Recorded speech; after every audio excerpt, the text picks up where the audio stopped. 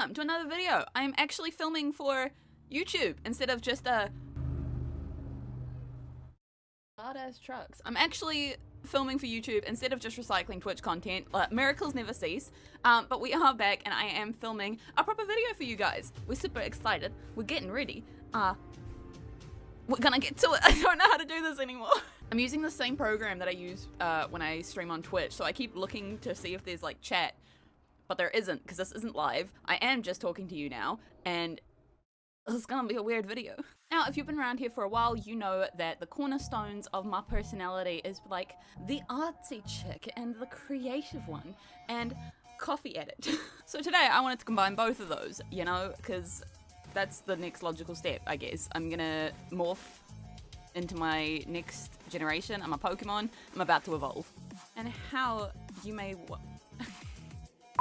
may ask, am I going to morph those? Well,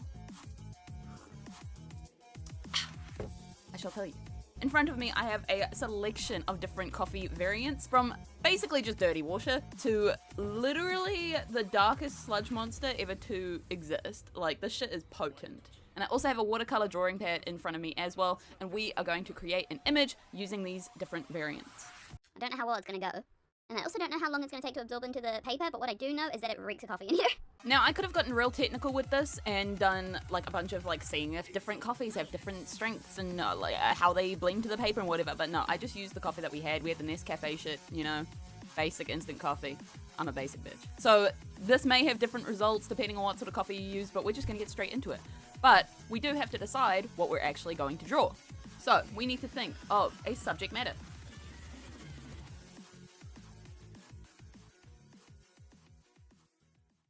You want me to do Bakugo?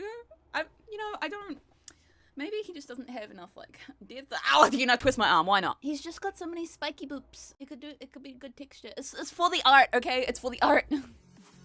So starting out, we're using our lightest coffee saturation and a tiny brush and just marking out where we want the painting to be. Now, I know to you guys it doesn't look like a hell of a lot's going on, but obviously I didn't want to go in with the darkest saturation right away, just because obviously an eraser's not a thing here. I can't just rub it out. So using the lightest saturation at least would allow me to build up layers later on if I did make a mistake. The buildability was actually something I really did enjoy about this medium. The only thing I didn't enjoy was, as you can tell, the millions and millions and millions of times I had to go back and dip my brush. I then switched to a slightly thicker brush before realizing, aha, oh no, it's red.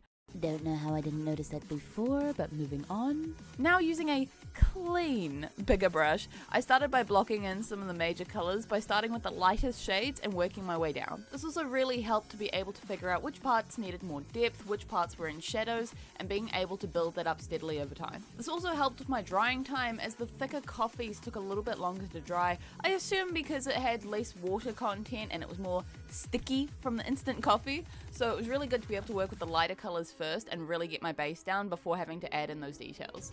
That being said though, obviously every single one of these colors takes a while to dry, so it was good to be able to do a little bit of back and forth while I was working on the darker parts like this mask here. When that was drying, I could move around and move to the hair, put in some more details in the chest, and just work around my piece as I was adding more layers and more depth.